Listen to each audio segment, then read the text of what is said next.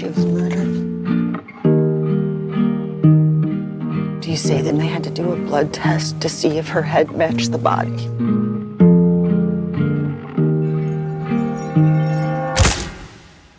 Hey, Dad, just calling to see where you and Mom are, if you're coming. Worst case, they come on Friday and everyone goes home and has a really nice break. After all, we can't let you live here. Welcome to Movies by Moonlight with Ben and Aaron. I'm Ben. I'm Aaron. Today we're talking about the new movie out called The Blackcoat's Daughter.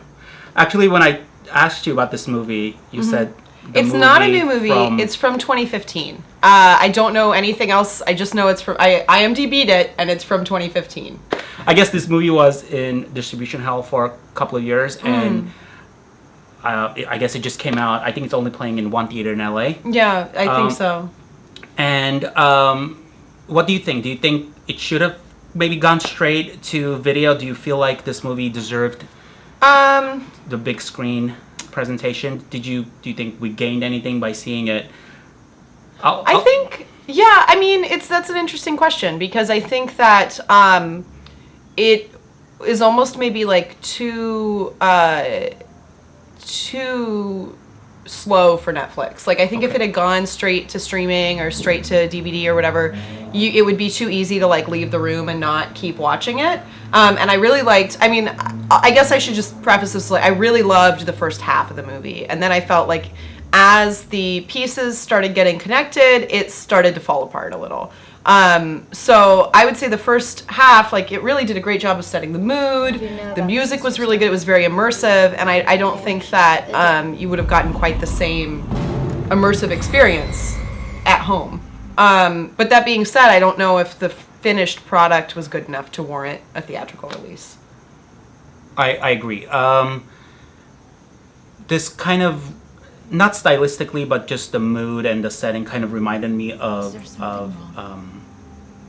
The Shining. Mm-hmm. And I know some younger friends who've seen The Shining on Netflix or on TV, and it's horribly slow for them. Mm-hmm.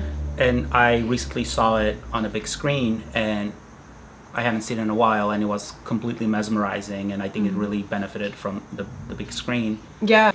Yeah, so I think that, you know, people don't have as long attention spans as they used to, and I think you really do need that theater environment of, like, turn off your phone, because I'll watch a movie that I loved in a theater, and then when I'm watching it at home, I'm, like, checking Instagram, what else can I be doing? I think our camera person, Sam, hi Sam, I think she would be completely bored out of her mind. Yeah, so, but I think that was, for me, that was the best thing about the movie. It was the atmosphere, it was the cinematography, it was the real snow. Diddle, diddle, Blackcoat's daughter, what was in the holy water? Music was good. The music was really good. So I guess from this point on, maybe we can assume spoilers if we get into spoilers. Okay, yeah, that's fair. Okay, so you said Shining, also Twin Peaks a little bit. Twin Peaks, especially when they're doing the photograph, the school photo, and the way they kind of do that, and she like pauses and like does the face and then like smiles. It's like felt very like Audrey from Twin Peaks to me. Okay. Like the kind of like putting on a show. Yeah. Yeah, and it just like the way it felt very but only really that kind of opening scene and like the opening that up until that point, and then it stopped feeling very Twin Peaks to me after that. Yeah. Then it felt more Shining. It was more Shining, and Shining is a movie that like I didn't really like when I saw it like maybe 20 years ago. I really appreciated a lot more when I saw it recently. Do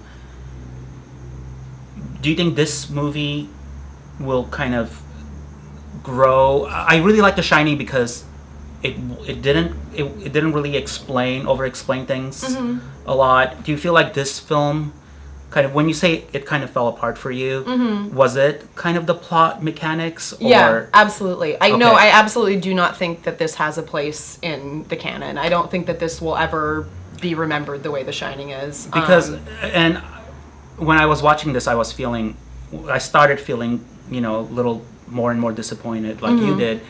And it's a really wasted opportunity because absolutely. the actors are great. The directing is really good. It's directed by the son of Anthony Perkins of Psycho. And what did you think about Kiernan? Is that her name? Kiernan Shipka? Yeah, the Sally Draper. Sally Draper. Let's just call her. Brass tacks here. Come on. She'll always be Sally Draper for us.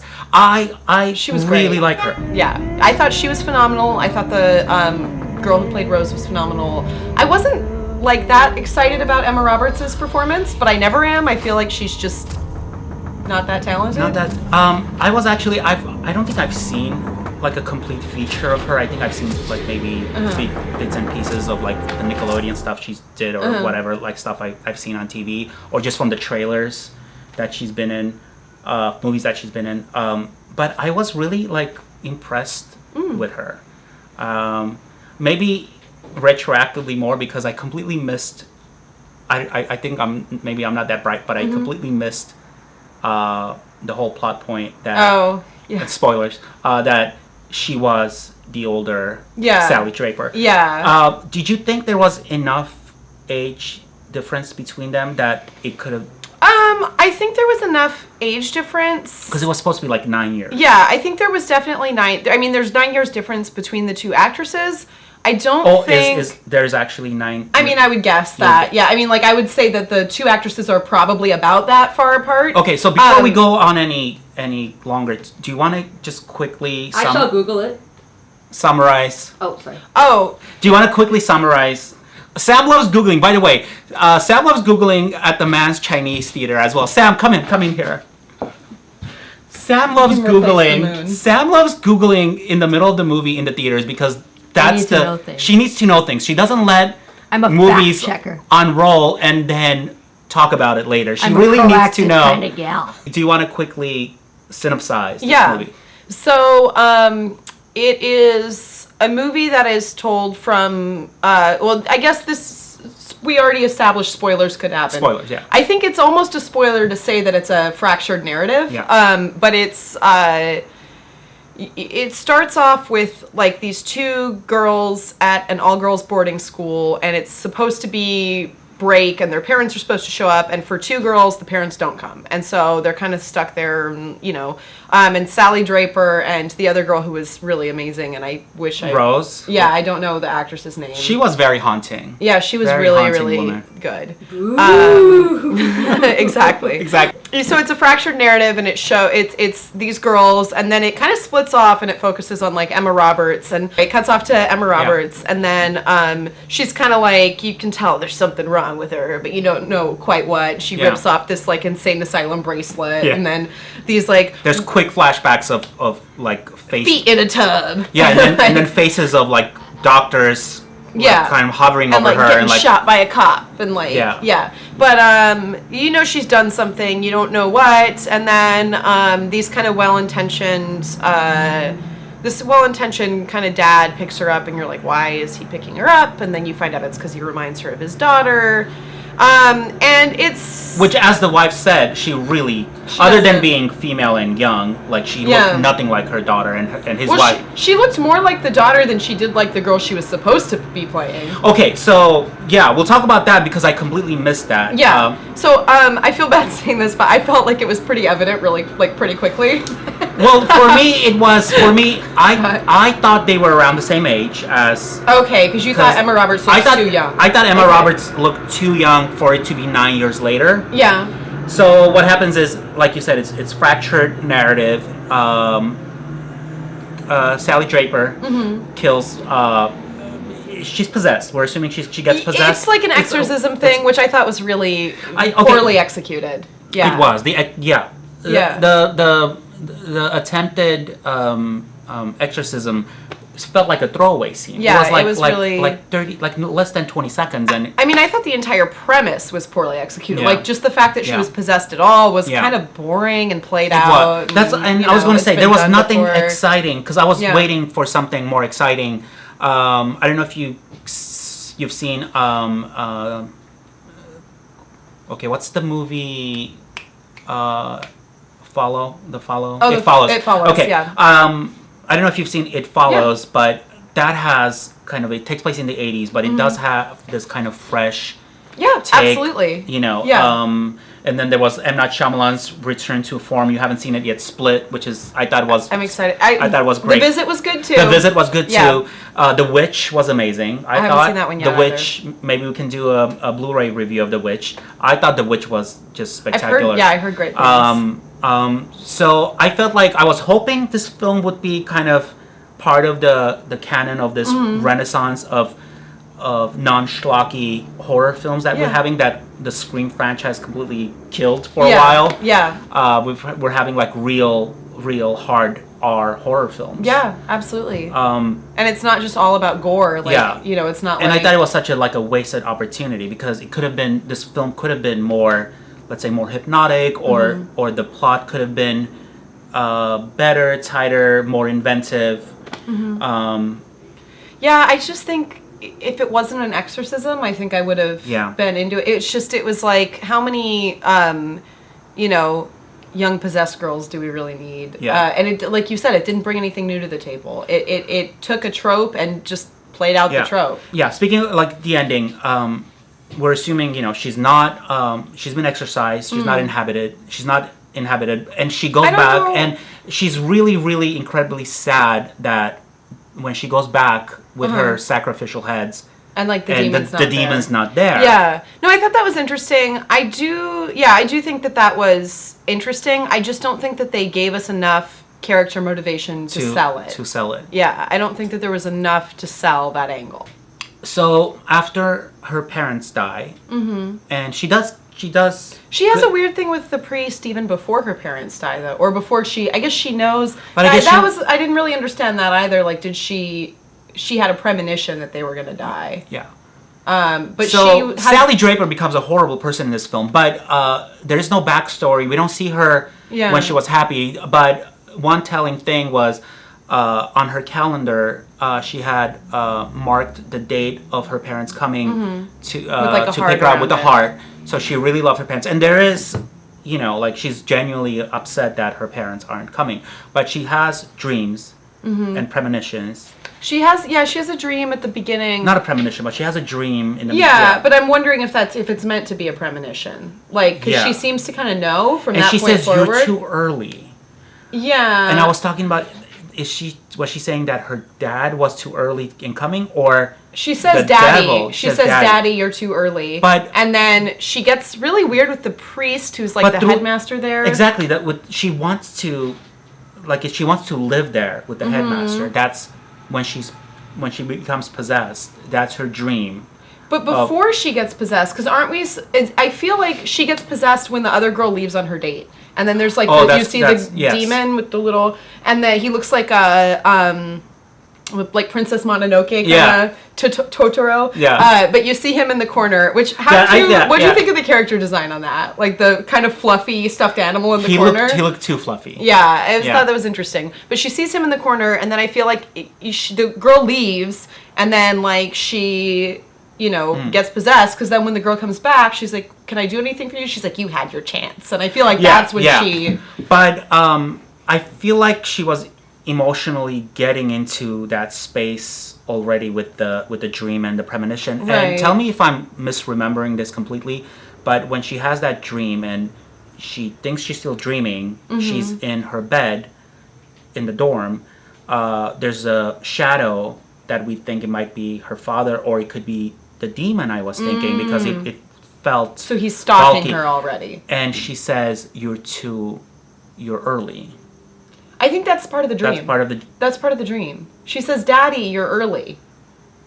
That's part of the dream. Yeah. Okay. And then she that- walks out with him. She's like, "Daddy, you're early," and she Okay, walks out with him, okay. and he leads her down the path, and she's like, "Where's the car?" Okay. And then she sees the car's Okay, wrecked. so I think I'm like I was reaching. Yeah.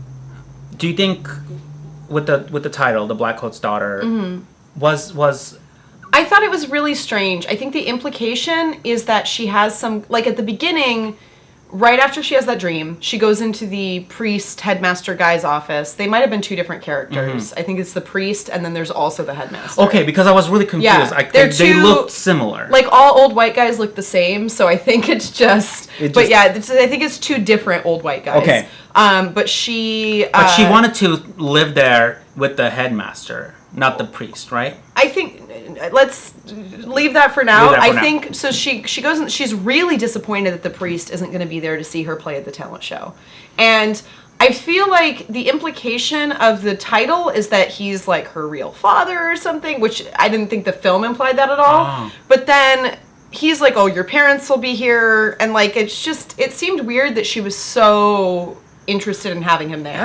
Yeah. That was odd. Yeah. And then, it was really odd to me. But Do you think it could be like a foreshadowing of the dichotomy of like she's gonna become evil and evil needing, the good to kind of Possibly. play off of. I think that's Just absolutely see, possible. basically see, the evil incarnation wants to see the Holy One Yeah.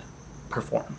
I could see that. I don't think that the film, if that's the intention, I don't think it puts it in there. I think it would have been such a better film if there it was played some around kind with of- that, with the teasing of the good and evil, and Yeah. needing the good to witness, Yeah. evil or It left a little too much Yeah. to the viewer to Yeah. parse out. Like I think it, yeah. But what you were saying about like she wants to live there with the headmaster, I don't think that she actually wants to live there with the headmaster. I think because when it cuts back to Emma Roberts and when it cuts back to Sally Draper post Emma Roberts when they cut to her and she's on the phone. Remember before she's on the phone and Rose is like, "What did he say?" or "What did they say?" And she's like, "He said I can't live here with him, but he'll change his mind or whatever." Then when they cut back to that scene again, she's on the phone with the demon. she was actually on the phone with the demon. Okay, Yeah, that makes sense. Which that was kind of a weird thing too, to have the demon call her and stuff. Like, Yeah, I thought that was kind of unnecessary. right. It felt kind of retro. It felt kind of just or campy. campy. Yeah. So, speaking of calling people on the payphone, I know it's a dormitory, and maybe, I don't know, not all the kids are allowed cell phones by their parents or whatever. But when do you think this movie takes place? It feels like the 80s to me. No, it's definitely Is it present day contemporary, because Well, they when do the talk. I'm headmaster sorry, they asks, do talk about cell phones. Yeah, did your mom call you on the cell phone? She's like, "Oh, they said maybe for my birthday. I don't have Yeah. one yet." Yeah. So, but stylistically speaking, because it did remind me of, the production design of The Shining. So, there is this kind of trend of having films take place in the present day, but feel like the 70s, 70s or the 80s. I agree. I feel like it's Yeah. going to start happening with the 90s too. Oh, But I hope not. God, I hope so. Sam loves the 90s. I have some fond memories of There's some good 90s. bad movies from the 90s. Some of it can just like stay back there. We should go see Twister Oh. as a what's his name? It's a Bill Paxton memorial. Poor Bill Paxton. Yeah, that's. Anyway, so is there anything else? I did want to go back to, you asked if I thought that there was enough of an age difference between Emma Roberts and Sally Draper. Kiernan Shipka? Sally Draper. But it's not that I think that there absolutely is enough of an age difference between them. I don't think that there's enough of a difference between, like, I don't think that 9 years is long enough to warrant using two different actresses. Yeah. Unless it's just so that you can, like, kind of cover up the twist, which wasn't even that big of a twist, or that. I guess it was a big twist for me because I didn't get it at all. But But it's because I think- you didn't get it because they cast two actors that didn't look anything alike. and also it wasn't. You're right. And I don't think 9 years when you're in your late teens and early 20s Isn't is that not much. enough of Yeah. a difference. I thought she was a completely different character. Some there was going to be another twist at the end. Right. She had a different name. Yeah. She looks completely different, and Yeah. that's a fair assumption. And yeah, I think I saw it coming when he says to her in the hotel room, like, "You remind me of someone I used to know." I first thought, oh, okay, she is, like, I knew she was one of the girls. I didn't know which one she was supposed to be, but I knew she was supposed to be one of the girls. Yeah. And I was like, well, she looks more like Rose, so And- maybe she's supposed to be But Rose. I was on the wife's side in saying that he says that to every girl Yeah. he meets because he's mourning the loss of his daughter so much, and these girls can look nothing like her daughter, but just because. But when he shows her the photo in the cafe, like, that's before the wife says that, and that's clearly Rose. That's clearly yeah, Rose, that's clearly yes, Rose. yes. And they go out of their way to show you the photo before he shows you the photo. Yes. So I thought maybe they were like twins, or Okay. or maybe she wasn't really dead. And Yeah. I thought Rose was going to be like the evil one, and Yeah. she actually I thought that was possible. Yeah. her parents thought she was dead, but Yeah. she's she was still there with the demon. I don't thought that know. was possible too. Yeah, because Hanging you out don't at that see boiler, how whatever. demonic she is Yeah, yet. yeah. Yeah. I thought that was definitely possible, but I did know at that point I was like, oh, okay, this is a fragmented timeline, Yeah. and this is not taking place at the same time as. Yeah. Yeah. So, would you recommend this film? Maybe just as a curiosity, if it comes on Netflix, or I would recommend it if you like ambiance more than plot. If you care about, the cinematography, the acting, the slow build of tension, yes, I would recommend it. If you want a satisfying story, I wouldn't recommend it. Okay. I would recommend it for the same reasons, and just go a little bit step farther. I really like the performances of all the girls. I think just to kind of watch up and coming like young actors, flex their muscles a little bit. But speaking of Sally Draper, I thought She was phenomenal. she's phenomenal. I think she's going to be like one of the best of this new crop of Yeah. actors that are coming up. And even in Mad Men, as an 8-year-old, I thought she had this like presence and natural timing. Yeah, absolutely. Yeah, she's really talented. Yeah. I would recommend, if you just want it for the ambiance, and if you're going to be watching it at home on a small screen anyway, I just watch Twin Peaks instead.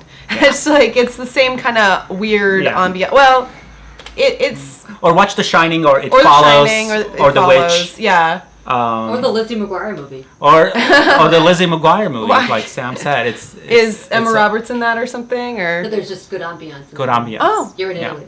oh, okay. I'll have to check it out. So thank you so much for watching our first episode of Movies by Moonlight. Our moon died. That's so Oh. sad. It was bored. It got bored in the movie and it fell asleep.